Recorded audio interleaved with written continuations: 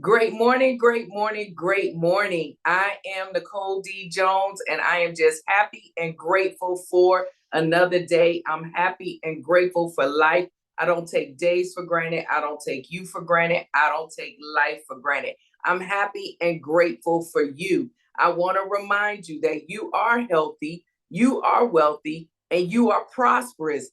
Everything your hands go to touch, it must, it shall, and it will manifest, prosper, and grow great things because you are great.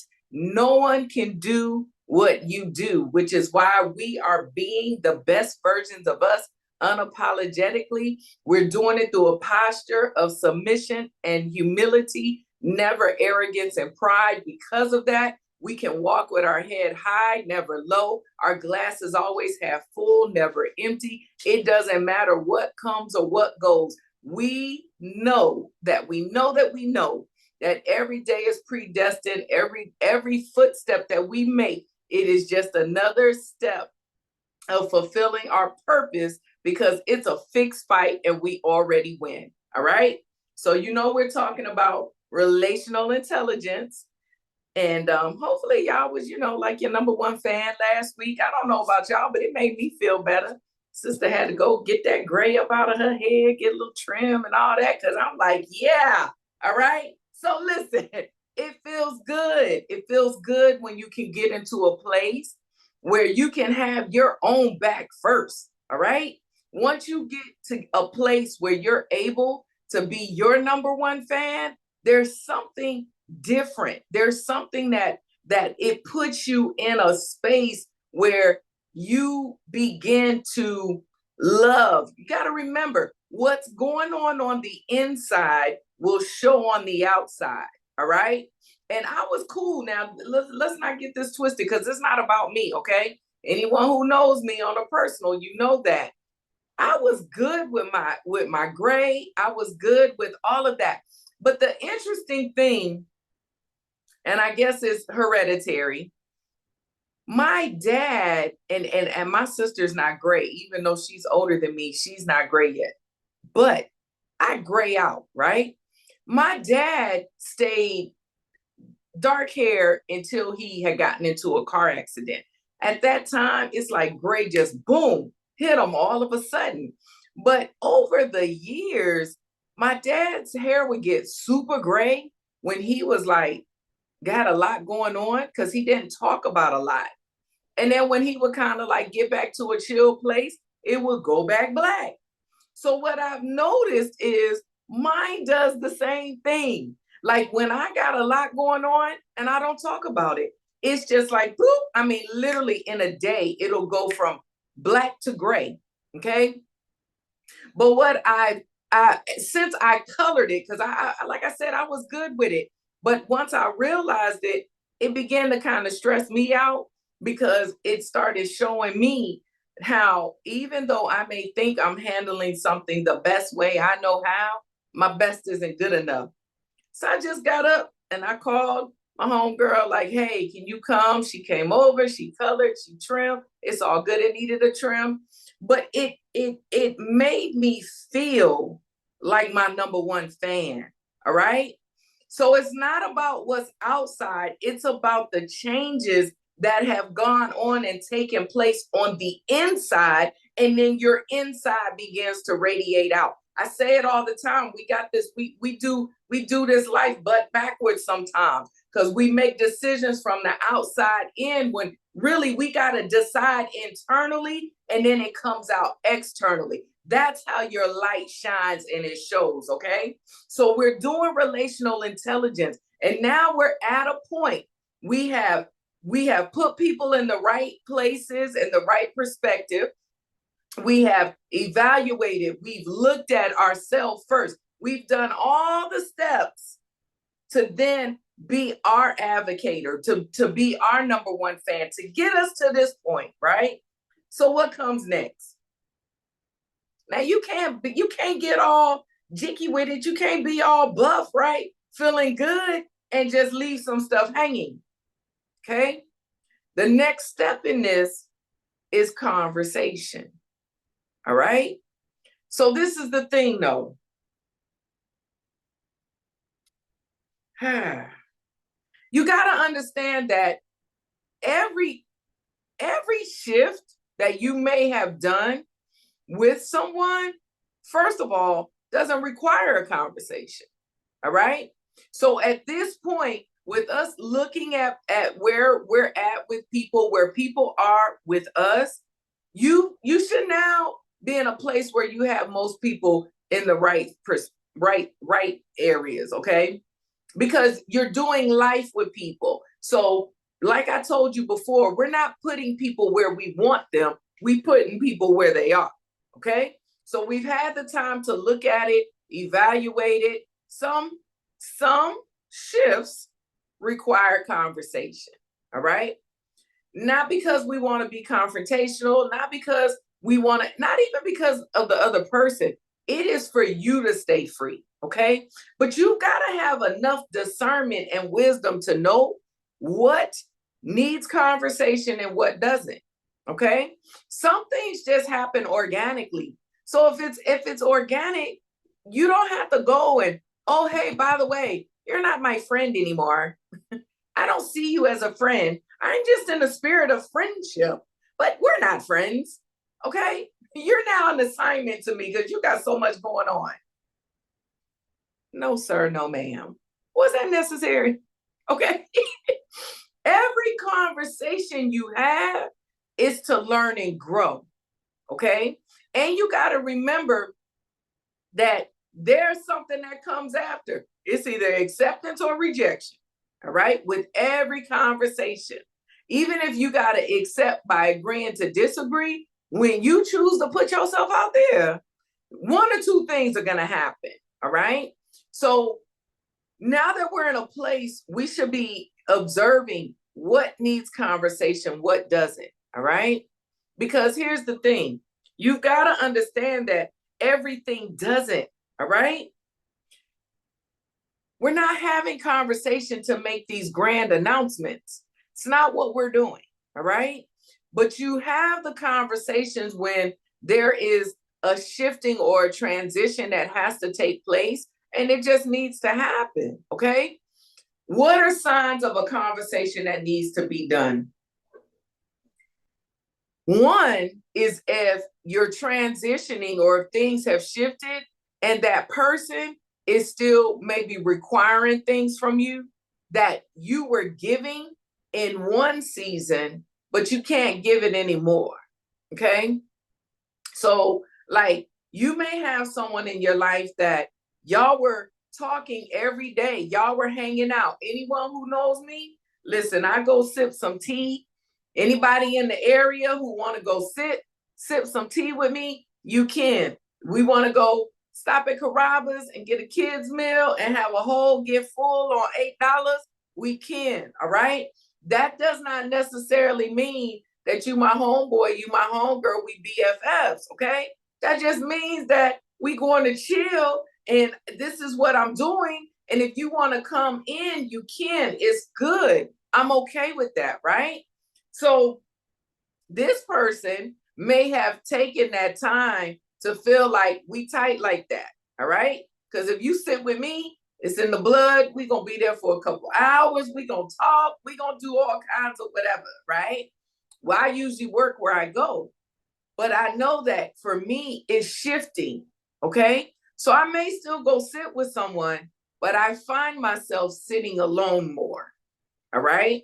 Like when I get off this call, I'm going to get my bags are all together. I'm going to go sit somewhere and I'm going to go sit alone. Okay. So it's a shift. But now that person may still be like, oh, you went, you didn't call me. Like, what's up with that? Da, da, da, catching attitudes. That will deem a conversation. Not that and for me, because I'm the one, like, I don't like drama. I don't like misunderstanding. I always want to explain myself. For me, I'm learning in this season, all my actions don't require explanation. It just is what it is. Okay. So gracefully respect where I am in love.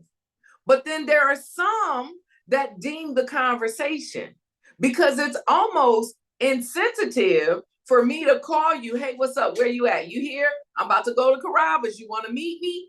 and then just cold turkey, like, no, yeah, no, I'm good. I went, okay. And why you mad? Listen, conversations should always be in a humble posture with empathy. Okay. We're not having these conversations to hurt anybody. So if I see that my shift is affecting them in where there can be confusion, misunderstanding, a negative outcome, then we need to have a conversation. Okay. You can't look at it like, I'm grown, I don't owe them nothing. What's that heart posture? That's coming from pride, or it could even be arrogant, it could be cocky. You are not all of that, okay? So you got to understand that when you choose to interact with people, some people need something that maybe you don't need, okay? So I would tell that person, like, listen, you know, Jehovah God moving seasons. I'm just in a different season. Has nothing to do with you. It has all to do with me. I'm just trying to learn how to quiet myself and just stay in an even balance. I am learning to be the meal plan. I'm learning. I am taking accountability of what we do every Monday morning. Okay? What does that hurt you? To clear that up, instead of allowing room for the enemy to make this person wonder, what have I done? Like, dang, did I do something? This, and this. It's not fair. All right. So you got to have discernment and wisdom to know what transitions need conversation and what don't. And on the flip of that, you may be someone's friend or someone's associate. You may be someone's coworker, and for you, you may now see, and you've been watching someone and you want them to be a mentor or an advisor in your life. That deems a conversation. Okay? Because if something is shifting and the person that you look up to is just kicking it with you, but you need more from that person, that's a conversation. All right? You don't just inject yourself into someone's world because you need something. It's something you want. If you have respect for that person, respectfully have a conversation. Like, hey, if it's a coworker, I've noticed that when we are doing, when we're in the ICE program, you know how to maneuver through one system versus another. You know, if you're willing, I would love to learn from you. If you're available and you can make time to, like, show me the system, or maybe some of the things that you do, that's a conversation. All right. I can't just go to my coworker and just, hey girl, what you doing? Girl, you in ICE? Can you share your screen? What you know? Like, I don't know her work day. Okay. That would deem a conversation. All right. Conversations, this is just me. All right. This didn't come from the book. But I believe that conversations are also a good gauger to keep us in a posture of submission and humility, and not arrogance and pride. Because if we need to have a conversation where we're requesting for someone's presence, that has to be a posture of humility. All right. If we need to have a conversation because somebody is just like on your back and you need that space, then you have to be able to do it and not be all proud and cocky with it. Okay. So I believe conversations are necessary, ultimately, to keep away the drama and the confusion. You got to learn how to use your words. All right. Words are what activate power and authority. But that does not mean that your tone has to be powerful and authoritative. This is something I've had to learn. Okay. Because in conversation, we're always speaking facts. We're always talking truth. But it's the wisdom and the discernment that helps you navigate through what facts and what truths need to be communicated. All right? Hopefully that makes sense. Let me go through here. Our degree of emotional intelligence will really be a driver in how well we handle the conversations we need to have. Peter Salovey and Jack Mayer developed the theory of emotional intelligence in 1990. They essentially, I don't know what that word is. I'm gonna pass it. This is what they did, though. All right, this is what they did in 1990. They said emotions had a marked impact on an individual's thinking and behavior. All right. An article published on CNN, and I've told y'all this before, quoted Stern saying, emotional intelligence is being smart about your feelings. It's how you use your emotions to inform your thinking and use your thinking to inform your emotions. She continues by saying that some people think of emotional intelligence as a soft skill or the ability or the tendency to be nice. But it's really about understanding what is going on for you in that moment so that you can make conscious choices about how you want to use your emotions and how you want to manage yourself and how you want to be seen in the world. All right? So you're having these conversations because of what's going on with us, not necessarily what's going on with the person you're having the conversation with. All right. So when you think about getting ready to have these conversations, it is for you to have already gone through your feelings, your emotions, did your self-evaluation, and then being able to communicate what needs to be communicated that's going to be the best for you both. You don't sit and think of a conversation like, yeah, she does this and she does this, and I'm going to tell her about this. Nah, partner, your conversations need to be about you because you are a steward over your own soul. Okay?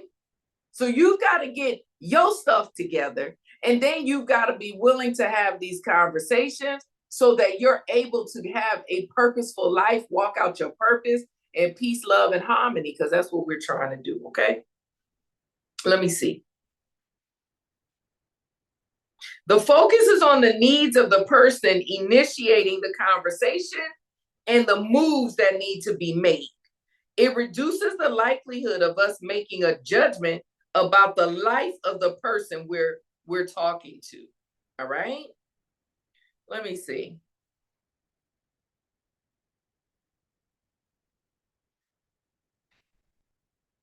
Let me see. So when you're talking to someone, the focus of these category shifting conversations should be on communicating how some of the interaction will change, not necessarily the identity. So it goes back to what I said. You don't have to go and be like, yo, we not friends no more. You like got so much going on. You an assignment partner. No, all right? It's not that.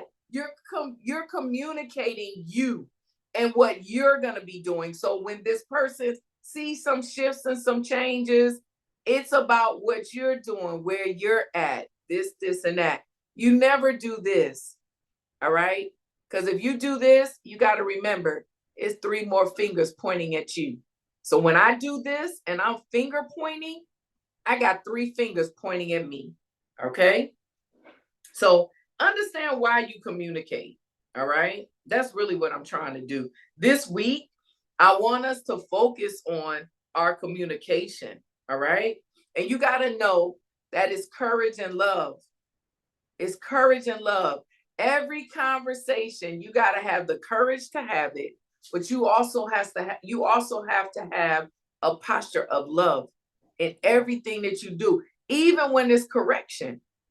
Okay? Your heart posture should always stay in a posture of love. It takes courage to push someone further away. It takes courage to invite someone in. It's one of the reasons emotional intelligence is truly the foundation of relational intelligence. We got to stop having these emotional conversations. because you cannot take words back. You cannot take words back. You've got to get to a place where you are practicing enough self-control, okay, that you are not emotion driven. You cannot do it. And when a person does not want to respect your silence, I keep telling y'all, Forrest Gump is my number one mentor. I will run, baby. Okay? Not because of you, but because of me. Because I know how sharp my tongue can be. I know how, listen, I know how this tongue can go. And I also know I can't take the words back. All right? So because I love you, honor you, and respect you, I gotta chillax. Like, I gotta take a minute. Listen, I'm 50, but I will put myself in timeout and will tell you, yo, I need a timeout. You might not need a timeout. I need a timeout. And then being a good steward over my soul, I am learning that it's okay. Nobody pays my bill but me. All right? I can tell you goodbye, hang up, and not pick up when you blowing me up. All right? I got to be a good steward over my own soul. Okay? I done told you I need time out. Give me a minute. Okay? Because now when a person can't give you that, you gotta listen, you gotta see the forest for the trees. How much respect do they have for you? I don't listen because I care about you. I don't want to have this heated fellowship with you. Because you about to make me go there, and Ming Lee is real. Like I'm trying not to do that. Because sorry gets sorry, y'all. I don't know about you, but I get tired of you being sorry over the same thing. Because it starts to make me question how sorry you are. Are you sorry? Anyway, Lord, I just had a flashback. So listen, courage and love, all right? But love has to drive our conversations. It must drive our conversations, all right? Because at the end of it, in every conversation, you want to have empathy. You want to remember that could be you on the other side, especially if it's someone who's vulnerable, emotional. They got all this love for you. They love you so much, they don't know what to do with their little feelings. You ain't trying to crush nobody because you don't want to be crushed. Okay? So this week, I want us to work on conversations, know it. And before you have conversation with someone, wisdom and discernment, y'all, take a minute to think that thing through, because for every action, there's a reaction. It's either going to be accepted or rejected. And you've got to be ready for either, because if it's rejected, you've got to be able to know what you need and what you need from it, that you don't start wavering and being double-minded. Okay? So I think we got a couple minutes. I don't know if you want to unmute yourself. Anyone got any questions about anything I said, anything you want to share? Let me know. Hey, Nicole, this was super, super good. You know, I love the topic of emotional intelligence and just the way that you broke it down. I think when we learn and hear the topic emotional intelligence, we think it's like some big scientific, what's going on with my brain and my thoughts and my emotions and all of this stuff. So I just think that you broke that down so simple. When you were talking about it, me just becoming a great businesswoman, I really had to learn emotional intelligence, because I'm kind of like you, like, it's like, shit, whatever's in your world is cool. This is what it is in my world. And it's like, right. I don't kind of like where we're opposite. I'm not an explainer. Like, I don't try to figure out what's wrong. I don't, it's like, okay, cool. What's next? Like, I really run over those things, but then I had to like enhance my emotional intelligence and understand that this is like, it's all moving parts. So it's important that your emotions are not just intelligent, but they're in check, and they're different for different moments, situations, people, all of that stuff. So really getting a hold of this, it's something like I've been studying emotional intelligence probably 15 years. I know it said it came out whenever, but it's just always been like a thing for me, understanding why we do what we do, how we do what we do, why we think like we do, why we say things, right? So this was just Right. really, really, really good. And I appreciate you for these gems this morning, because this is a subject that you could talk about forever and ever and ever, but you really simplified it for us. So I appreciate you. And thank you. Thank you. Thank Yes. you. That's Wit. That's my coach, Coach Wit. Listen, and it's so funny because she and I love her. We are like total opposites. Where she's like, okay, like, listen, I understand. I'm that friend that I'm here in the need, and I keep going. And I'm like, oh, wait, hold on, what, but, and she's like, girl, we don't need that. And this is why you gotta know who has access to you and why. I'm grateful for Wit because she helps me. Now, she's coaching me on other things, but even just watching, like she said, watching how someone moves, okay? And then it's times where she and I'll be like, no, hold on, wait, no, wait, we gonna talk about this because she's like, boom, and I'm the one. But it's having that balance and really being able to learn from each other. So thank you for sharing that, Whitney. One more thing. I'm so sorry. I know you're really big on people's time. Really quick, it's just so also important too. So you know how to communicate with people. Like some people don't need all that from me. I know for sure you want that. So I have to be emotionally intelligent enough to be able to carve out that time if that's what you need. If I care and love this relationship, etc. So yes, I appreciate y'all. Have an awesome Monday, you guys. Yes. Oh, Whit, you Karen, you appreciate me. Whitney, look, Whitney, no. Now, y'all, listen, I told y'all might want to second guess if you want to be my friend. Whitney can't just talk to me on the phone. We need to be face to face. So, Whitney, am I coming to your house or you coming to mine? I need it all. And she know it. So she loves me, y'all. She does it. She'll pull up or I'll go over. That's good. Anyone else? We got 1 minute. If not, remember to stay humble, stay focused, stay positive. Use your discernment. Use all the gifts that you have in you to make the best decisions for you. Know what needs to be addressed, what does not. Because at this point, we are keeping our eyes on us, number one and first. So we're able to navigate and maneuver, as Whit said, because when you care, you respect, you honor someone, you consider their feelings, okay? So we need to learn to do that across the board. So again, I am Nicole D. Jones, and I want you to continue to have a fantabulous rest of the day. Smooches.